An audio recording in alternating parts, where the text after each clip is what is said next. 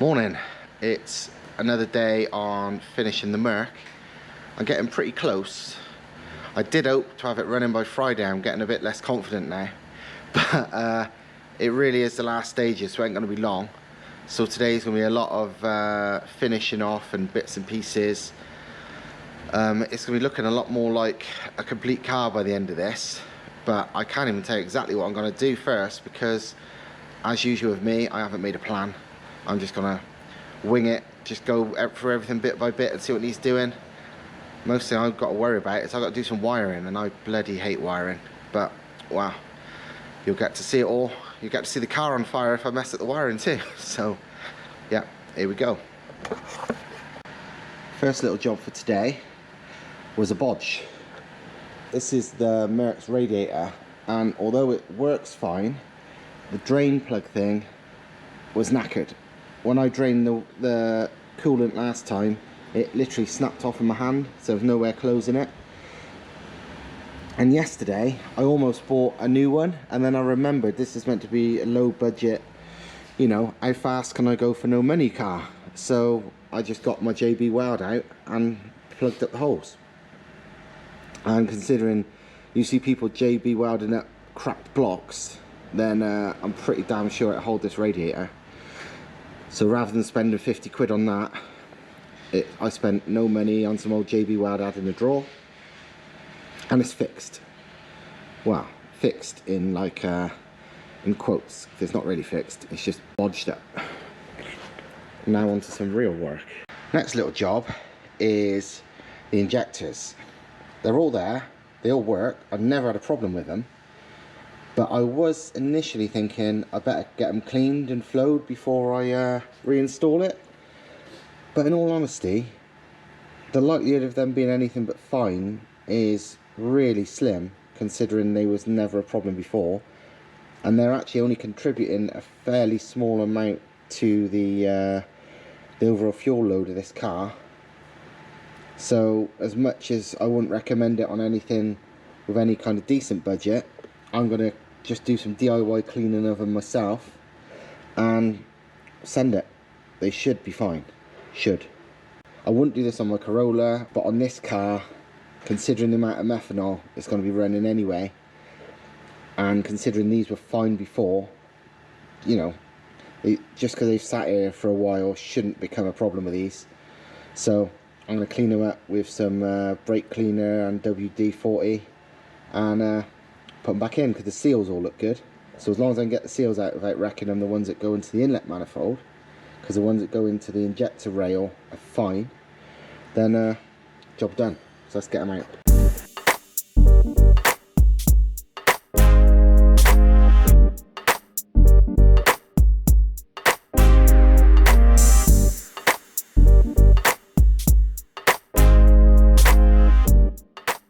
Right, we're halfway through getting the old injectors out. They've obviously never been out before because they're stubborn as anything.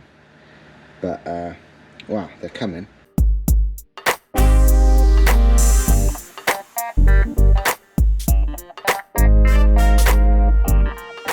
have to show this on camera. Thomas just offered me a cup of tea with this teacup. That's titanium, as you can probably tell, and that's a 1UZ Conrod. So yeah, it's a big cup of tea too.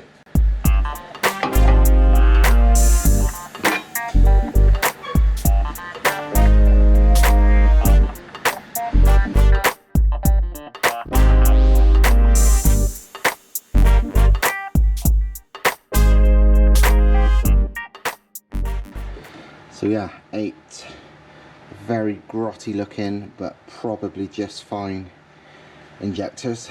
So I'm going to plug up the holes for a bit with some tissue just to stop any shit getting in there, and give them a clean.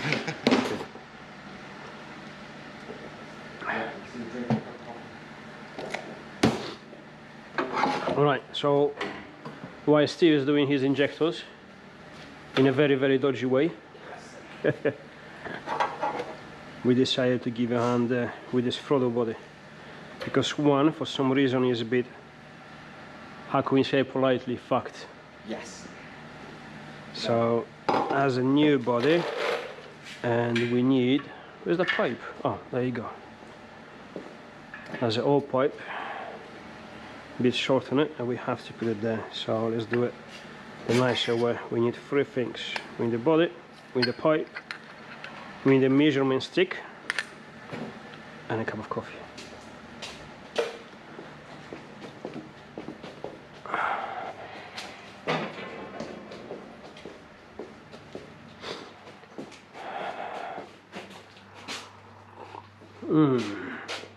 Lovely. There you go. Shut up. Excuse me the mess. It's not gonna be long. I think 2 or 3 weeks, and we're gonna refurbish the whole workshop. Finally. I couldn't wait because I was waiting for this time for a long time. It's nearly there. Alright, let's turn this baby on the dodgy way, which is my usual. Put this pipe in. It's stiff for some reason lately. To take it apart, clean it, oil it, and make it great again. Come on, baby. There you go. There you go.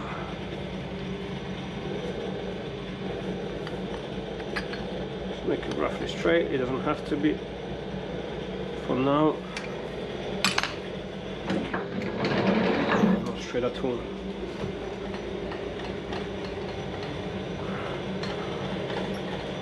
Well, let's make it straight.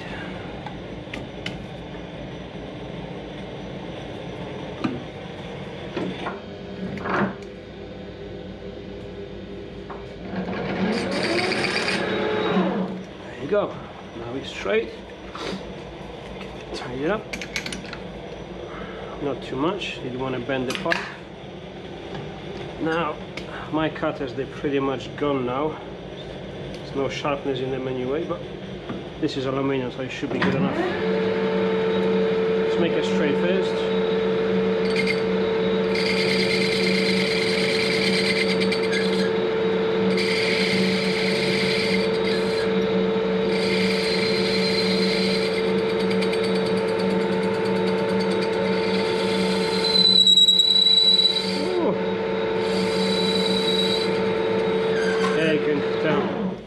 Cutter is a bit fucked. Not gonna be long now till we refurbish everything, so. Okay, so we got 76, and the throttle body, ladies and gentlemen, is 70. Tap it inside a little bit there. So we're using this side. 74. Okay.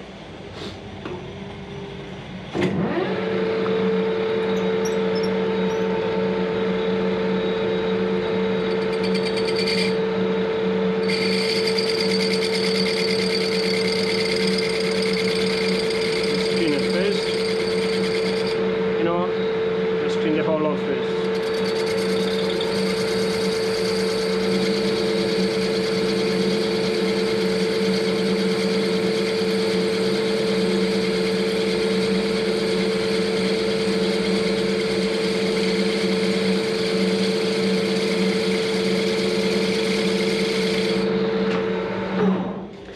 Last time Steve, when he pushed that pipe in, the reason why he fucked up it was because he pushed the pipe too deep, and he stopped the throttle body from opening. So I reckon we have at least, let's check, because the pipe is not going to be thicker than this, even less. There you go. We got at least 12 mil of space to go inside, so should we go for 11? 11 is quite a lot to go inside, so nice and chill. Now 11 is there, so there you go. Let's make it safe. This doesn't have to be accurate, it just has to be under 11, so we set to do this dodgy measurement. Again, yeah, that's just about 10.5, so very safe.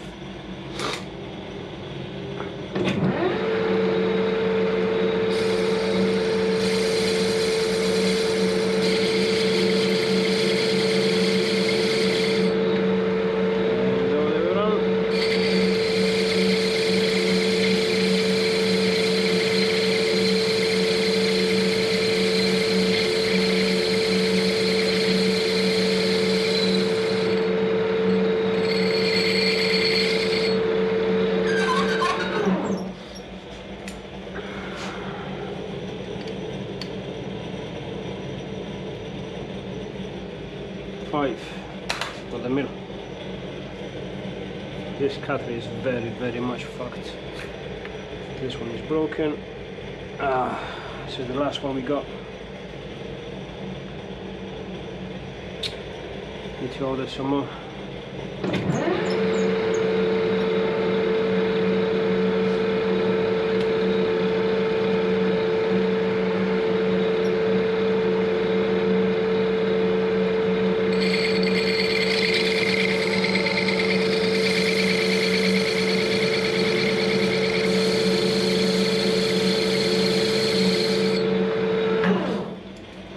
Closer.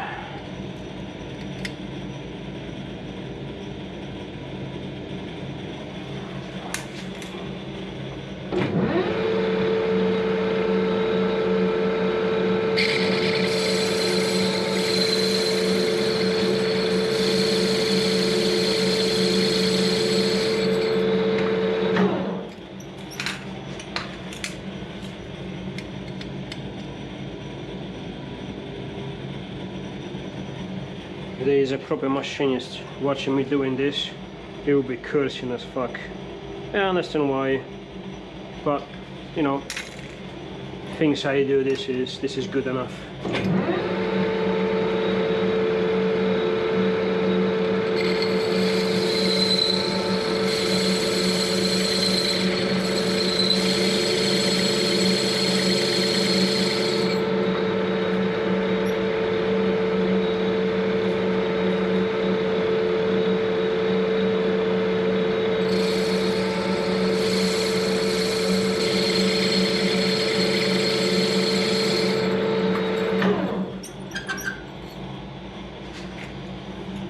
Getting closer now. For 74.6 roughly. A few more passes.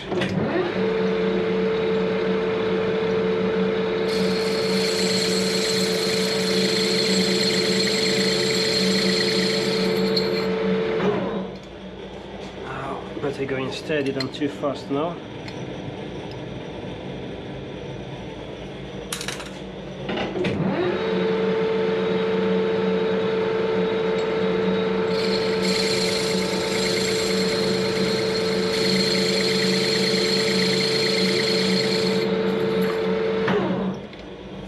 Very close now, I reckon.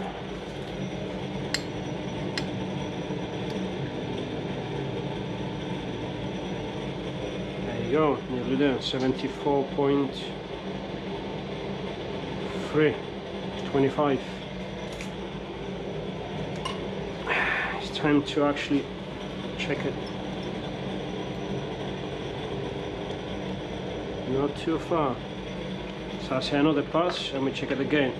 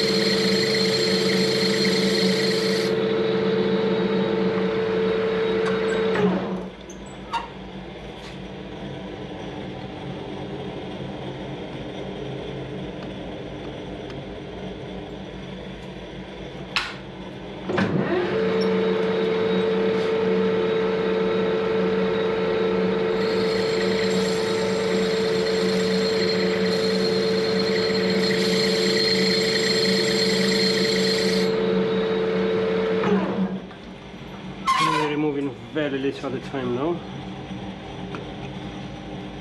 Better this way and being safe and rush it and being sorry.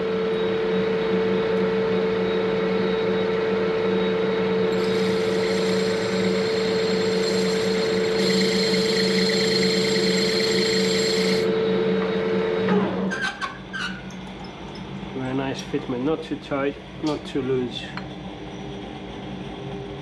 I think we're nearly there. And usually what I would do, I will warm this up so it will expand. Put this in as it is now because it's tight, but it will fit, for example. And then when this cools down, it will clamp on it, so it will sit naturally on it. But we can't warm this some of this because we can't take this apart, as obviously Steve tried and cannot be done.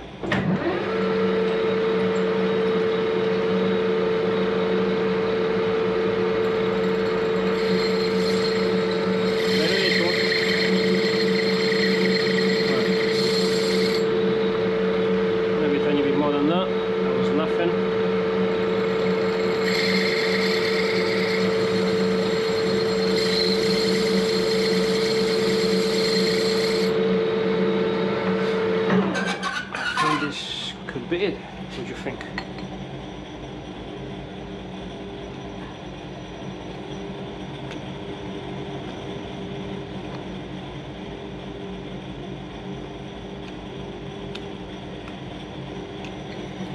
So you have to try to put it straight, because if it's at any angle, it won't go on.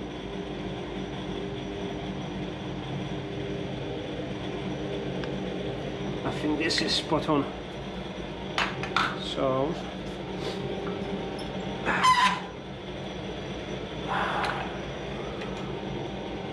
you know what? Let's change the cutter quickly.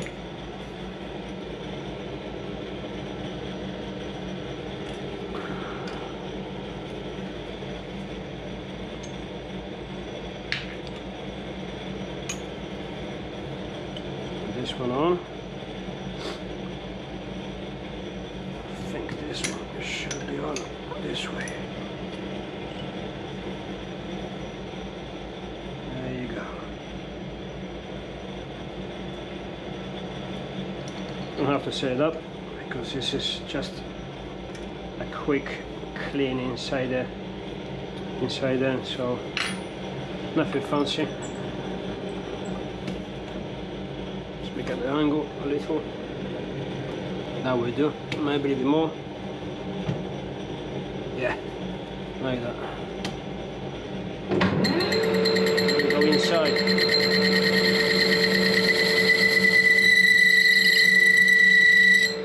Shut up. Yeah, nice.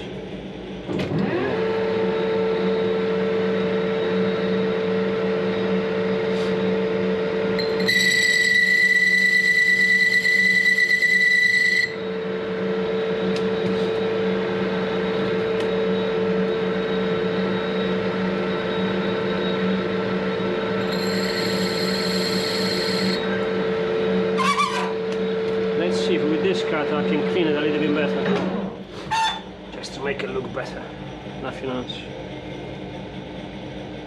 So use the angle like that, so it looks nice and smooth.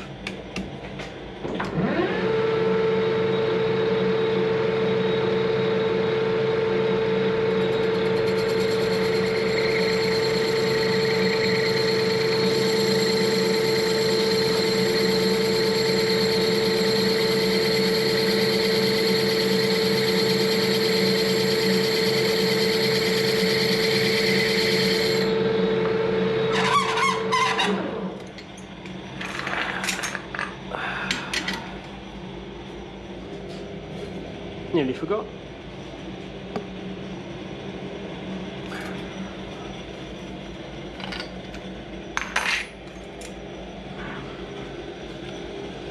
That's the switch, and the safety switch. It's broken, so years ago I've just connected straight to the mains, because, and then I say, oh, I'll do it tomorrow. Yeah, so many things I'm supposed to do tomorrow. and that was like 7-8 years ago. So, well, let's have a look if Steve likes what we've done.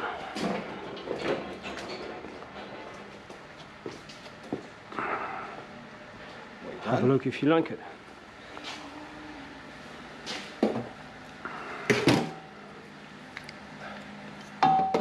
It's very tight, so it has to be, if you put it at any angle, yeah, it will not fit. Like if you do it straight, you see? yeah. I've done it on the lathe and it fits, but it's, yeah, that's exactly what you shouldn't do. Put it on the angle.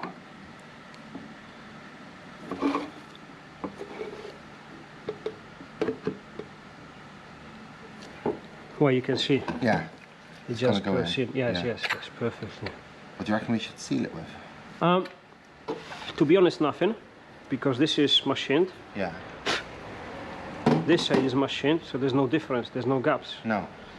So you don't think it'll blow out? Now, the best idea would be to make this slightly bigger, as I had before machining the last bit. Yeah. Warm this up, insert this, then when this cools down, it will clamp it. Yeah.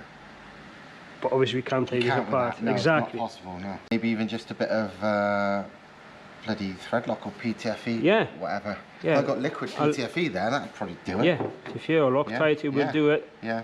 I will use the silicone just in case one day you want to take it off or anything, just makes it easier. Yeah. I know it looks cleaner without it, but I will just put it on. Yeah. I don't know, my preferences. Yeah. Maybe. Obviously need to check the length for that and wear the lip on it first, I guess. Yeah. So yeah. Brilliant, thank you very much. Put this one I on. didn't know how to use a lathe because I just kill myself. Cool. Yeah, that will go honestly in only 10 mil from there. That's fine. So then. put this on, yeah. measure if it's good, then yeah, you make a lip. And excellent. Strong work. See? There you go. You can use a lathe and make good stuff. If I used a lathe, I'd probably have no arms left already. So, good times. I'll show you while I've still got it attached to the hat. Injectors and rail are back on. Didn't film it because Thomas was borrowing the camera to show you some lathe action. But yeah, all done. They all look fine. All the rubber seals were still flexible. All I will say about doing things like this is get some oil or grease on both ends of the injectors where they pop in. 'Cause the amount of times I see people wrecking injector seals by pushing them on dry, and it just tears the bloody things. Because you have to force it on, it tears them. If you use a little bit of grease on it, you're not meant to put any force on it. They should just gently wiggle in, and that's what these did. So this is the end result of Thomas's awesome work making an adapter for the throttle body. And as you saw with his machining, what he did, but now look, he has machined down a lip, so the Jubilee clip would tighten up inside that so it can't pop off when I tighten the hose onto it. And yeah, it's awesome. It's that tight that there's no way it's coming off in there either. So good times. The throttle body issue which plagues boosting any of these engines is fixed.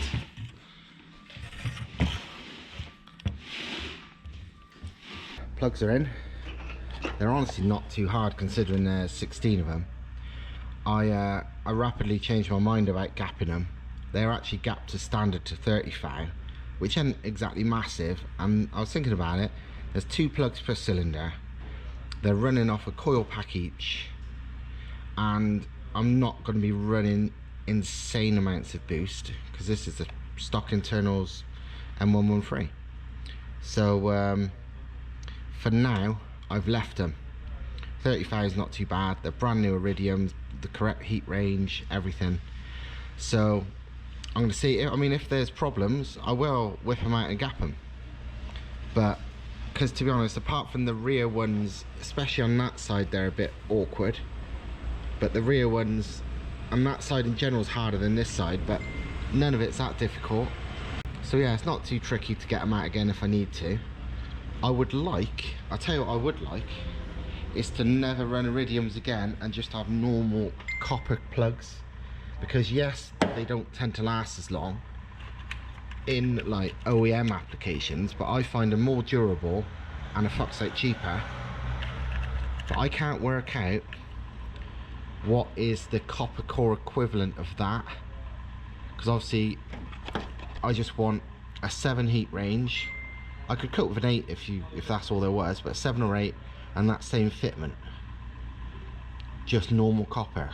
Whereas this is the IX means it's iridium, but I can't find a direct copper equivalent. They must exist, but I'm obviously not good enough with the understanding of the naming of NGK plugs to work out which one is the copper equivalent. But if any of you lot do, let me know. Right, this is the final step of the throttle body, which honestly looks like, you know, if you didn't know better, if the throttle bit there was as clean as the rest of it, you'd think that was OEM, it's that good. But no, it's Thomas's work. And last thing we've done, well, Thomas did, is tapped in a new thread for the methanol injection jet. I did it on the previous one, not as neatly, but yeah, Thomas has done it on this one for me while I was doing other bits and bobs. So yeah, now that's ready to go. So I'm going to bolt all this up, and the engine, apart from wiring it, will actually be completely complete. All the, you know, all the pipes, all the fuel lines, all the injectors, throttle body, and then we're good.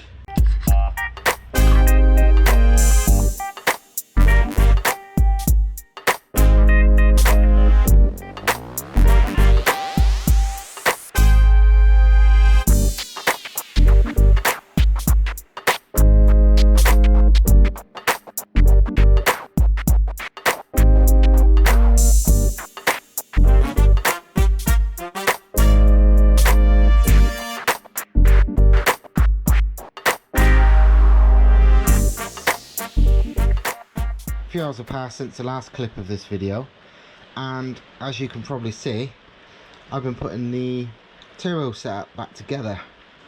Under the bonnet is pretty complete, and now under here is pretty much the same as well. When I filmed that last piece, none of this was even in the car. It was all on the floor, even the turbo was out. You'd have probably seen the turbo behind me in the intro part of this video actually. But yeah, all back together. All the wrap stuff in place, all the fittings finally on the wastegate, which was good because I didn't know where they all were. So I dug them all out, and it turns out I didn't lose them, so that's good. I'm only going to run pressure to the bottom of the gate, so I'm not going to run to the top, you know, with like a 3 or 4 port solenoid. I'm just going to do it the basic way, because wow, that's all this should need for now at least. In the future, yeah, maybe, but for now, no, it's fine. So yeah, oil lines, feed and return are done. Both the methanol lines there and under the bonnet are all plugged in and done. Mash sensors even bolted into place. Downpipe's back on. Once the heat wrap arrives, I will finish wrapping the entire system. You notice some orange on the joins. That's Permatex copper seal, which is bloody good. You don't necessarily need it, but it's one of the ones where I really hate fixing leaks, and if anything's gonna leak, it'd be this setup, because it's quite complex. So I've added a little bit of Permatex on the joins, which is it's popular in America. In America, they use the Permatex copper stuff on everything, on like real big power turbo cars, often without even using gaskets. They just use that stuff as the gasket, and it works great. So yeah, I'm blatantly taking their idea. So I didn't invent it, but it does work. It's really hard to get Permatex stuff in the UK. I think I imported it all from Poland, but I don't think there's necessarily a UK dealer of the copper stuff. But yeah, I found it from Poland, I think it was. It didn't cost much money, but yeah, cheaper than it would be getting it from America for sure. But yeah, that's where we are now. And I guess the next thing, well, all that's really left in here is turbine blanket, finish the wrapping, and the electrics. So the scavenge pump, the mass sensor wire needs to be made longer, and that's pretty much it. Obviously in the back the methanol needs wiring in,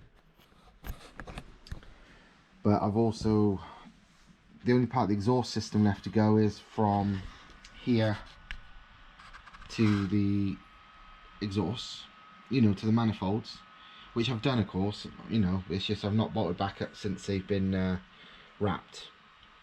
I may or may not do that tonight because it's a fucker of a job. I don't really enjoy that, but yeah, progress to say the least.